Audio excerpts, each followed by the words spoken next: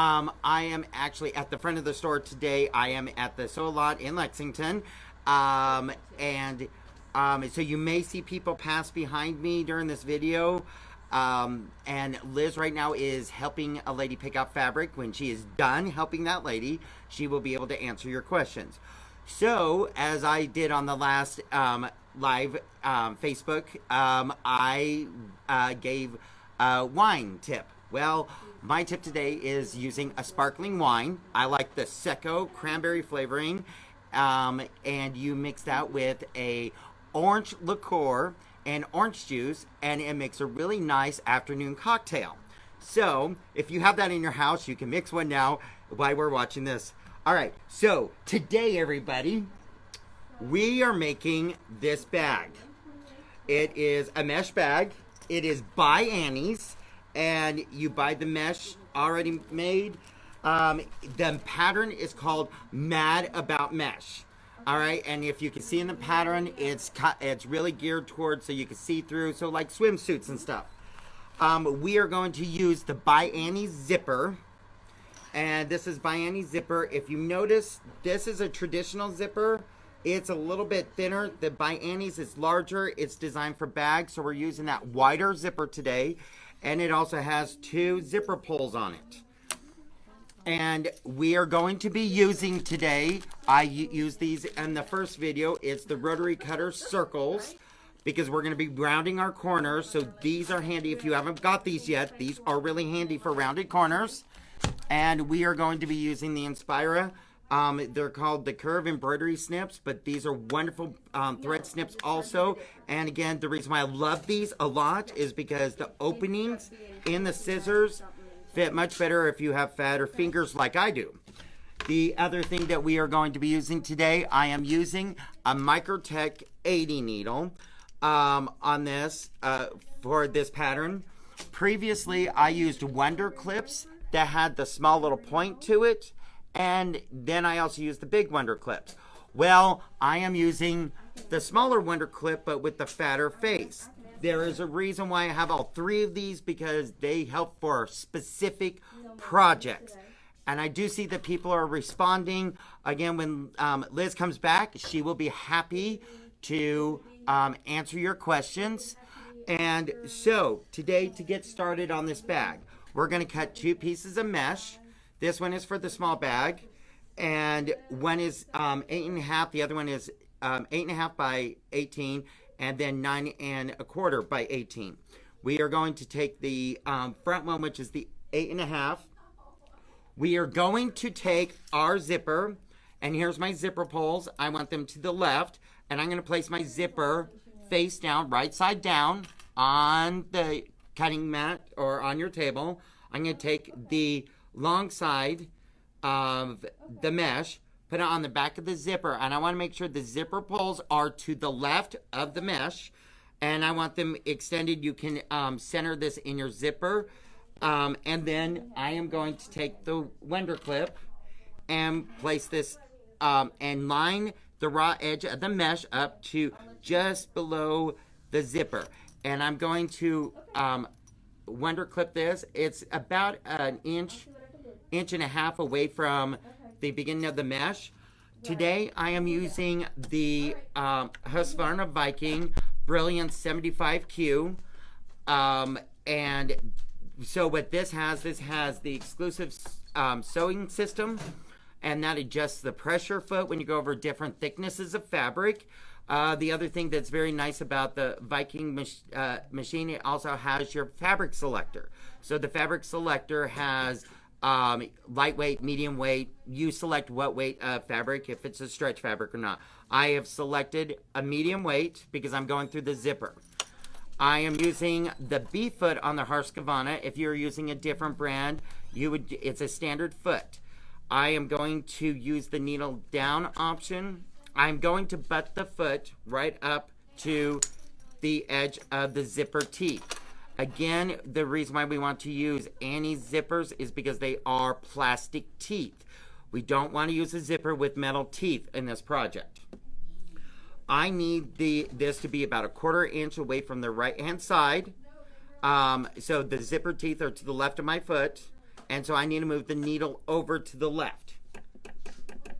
So on this machine, I moved it over to about 2.3 millimeters. And I am going to line up my foot, and I'm going to sew all the way across.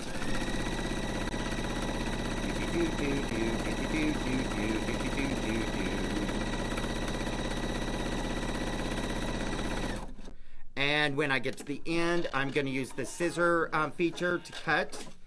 And then we're going to use fold over elastic. So we are going to take two pieces, cut two pieces, 2-inch long strips. There's a shiny side and there's a dull side. So the shiny side is the right side. We want to have our zipper teeth to the left.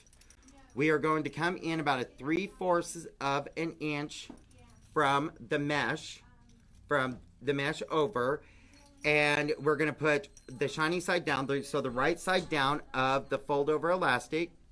We're going to put the two pieces there. I'm going to use my Wonder Clip, clip that down, right down on the center of the two tabs. I'm going to leave my needle position exactly where I left it. And sew exactly over the same sew line that I did before, and I'm just going to top stitch these zipper tabs down.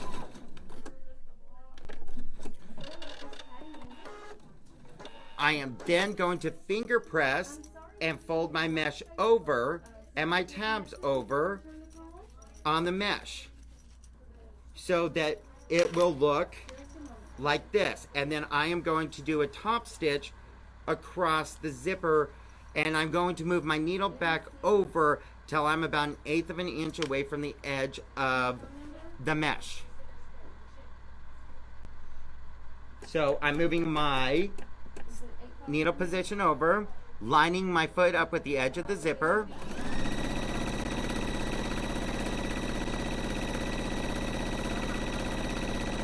Now when I get to the zipper pull, I want to make sure they don't get caught in the foot.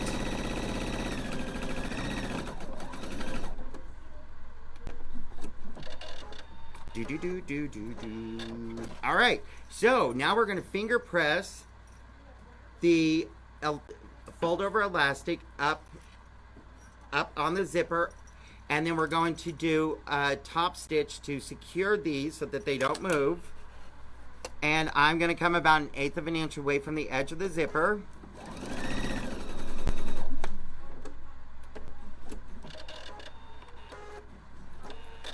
So if you can see here, we got the two tabs.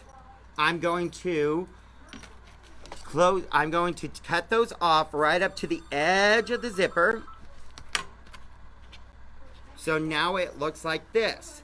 Now I'm going to take my back mesh, lay it down, and there's no wrong side to the mesh.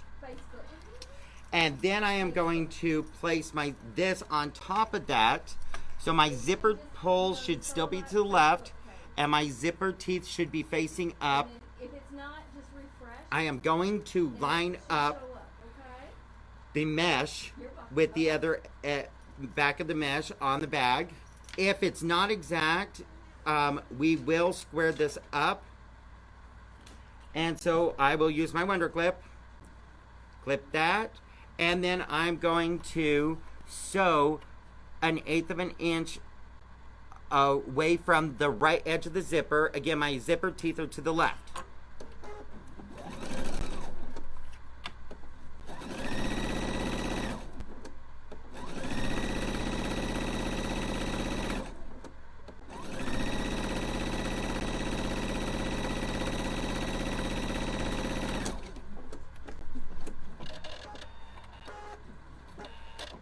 So the back of your zipper should look like this, and the front should look like this.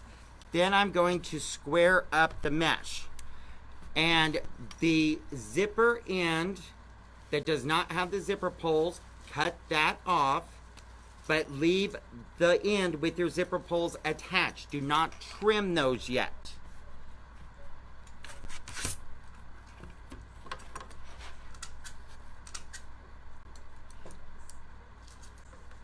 And so now I'm trimming up my mesh.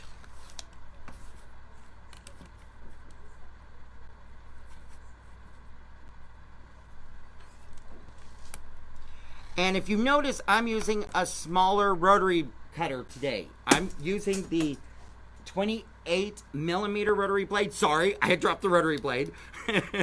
So I'm using a 28mm rotary blade. The reason why I wanted to use this today is because the smaller rotary blade works better when you're cutting curves. So now I'm going to take my Creative Grid circle ruler, place it on the edge, and line up the edge of the circle. And again, this is why we need the plastic teeth, not the metal. And I'm going to cut the edge on the right hand side of the bag and the two bottom corners of the bag. And then once I trim the corners, I'm going to do a top stitch all the way around the bag. And then when I get to the edge of the bag, I'm going to stop before I get to my zipper, where the zipper pulls are at. I am going to slide my zipper over, slide it underneath my fold over elastic zipper tabs, and with a double slide, what's really nice, it recloses the zipper for you so that you don't have it opening on you. So you want to move your zipper pulls over. Underneath that, I'm going to bring them more to the center of the bag.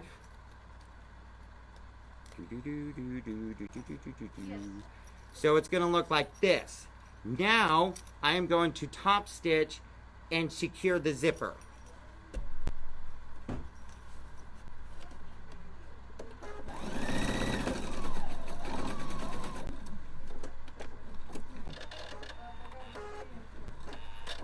Now that I have top stitched this, I'm going to now cut that zipper off at the mesh. So that will have the bag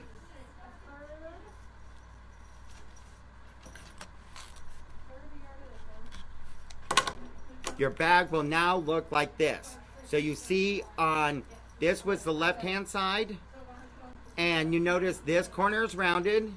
My two bottom corners are rounded. And I am now going to take my fold over elastic. This stuff is really nice. It's soft. And you can see, it'll be hard in the video, but if you see it up close, there is like a crease down the center to help it fold. Now with this elastic, you can use the Wonder Clips and pin around, but I found that I was using a lot of Wonder Clips. So I'm going to line it up with the raw edge of the bag, the top of the bag. We want to start at the top. So we're going to start up here where my finger is, and we're going to sew around. So what I will do is take the fold over elastic, fold it over like this. So it's like a bias tape. And I'm going to put one Wonder Clip on there. And I'm going to put on my 1/4 inch foot.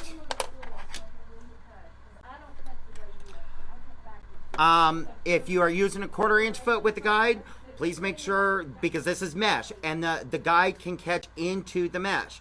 So if you have a 1/4 inch foot without a guide, please use the 1/4 inch foot without a guide.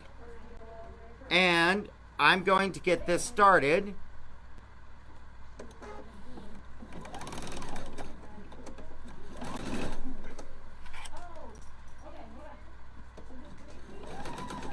Now, when I could binder clip, I could use the Wonder Clips and clip all of this down, but I found it easier if I just slightly pull on the elastic. It lays down very nicely for me. And you want to pull a little bit more when you come around the corners. So, I've gotten the fold over elastic. I have sewn across the top here, or down the side and around this corner.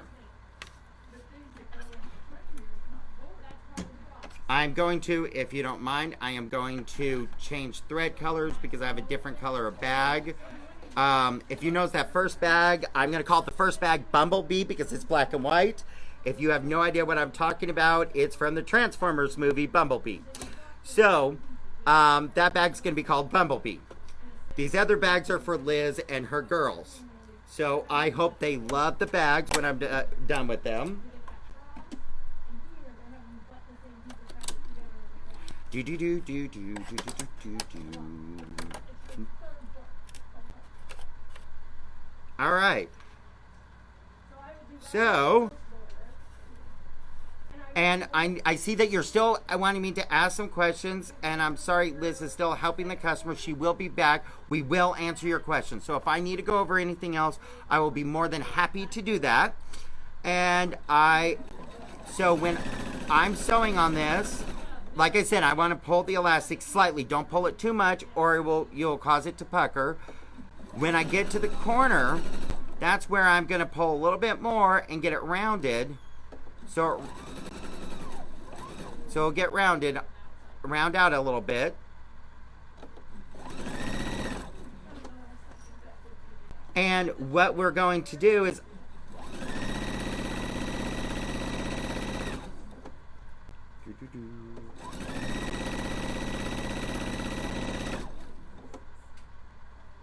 this one takes a little bit more sewing. So I want to be able to have the pole come over and have a little loop on the edge of the bag like this. So however big you want this loop to be, that's how much extra. This is about 6 inches extra across the bag. So I'm going to take the fold over elastic. I'm stitching past. I'm going to now continue stitching for about 6 to 8 inches longer than past the bag.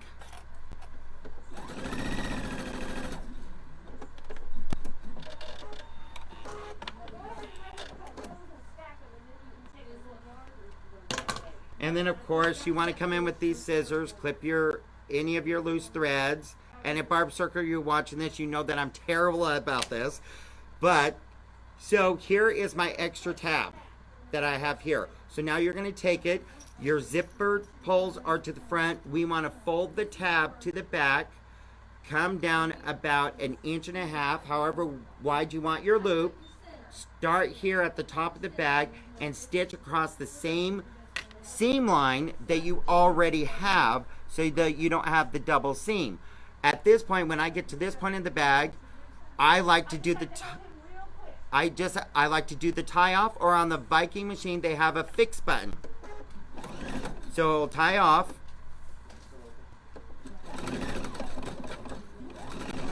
And then I'm going to attach that to the back of the bag. Again, this is for you, Barb. If you were watching, I'm clipping my threads. If you're watching, I'm flipping. But I'm sure that I've missed some. So here is the finished bag. And of course they have several different colors of the mesh that you can use.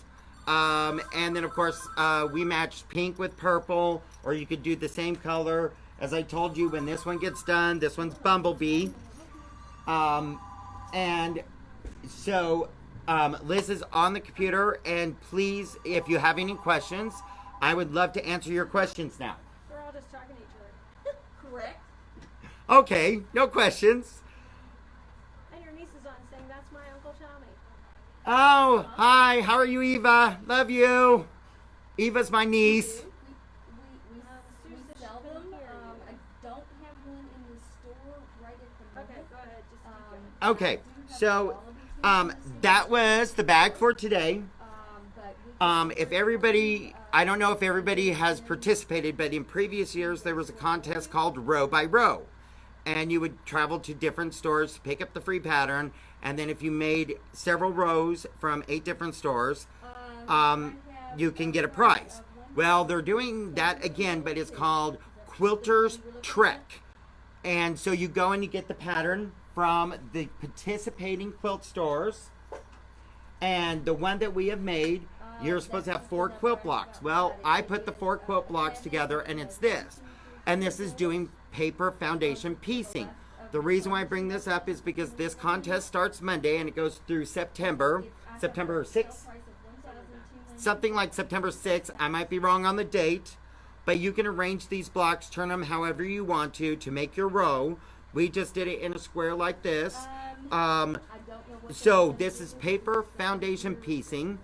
I am going to be showing you how to do our block, which is a basic foundation paper piecing next week. So please join, even if you're not a fan of foundation paper piecing. I am. I love it. And I can't wait to show you guys how to do that. Previous week, if you remember, I did the Chunky Wee Zippy bags. That gentleman who did that, which is Hunter Studios, had the Chunky Wee bag. I showed you the pattern. Well, I finished the bag, so I wanted to show you that. And here is the bag. And then you have a magnetic, or you could use Velcro to attach the flap. And then it has pockets on the inside. And then you can also add a key ring to it. So that is a fun bag that he has made. Now, we went over the mesh today, and there are lots of projects by Annie's that you would love to do.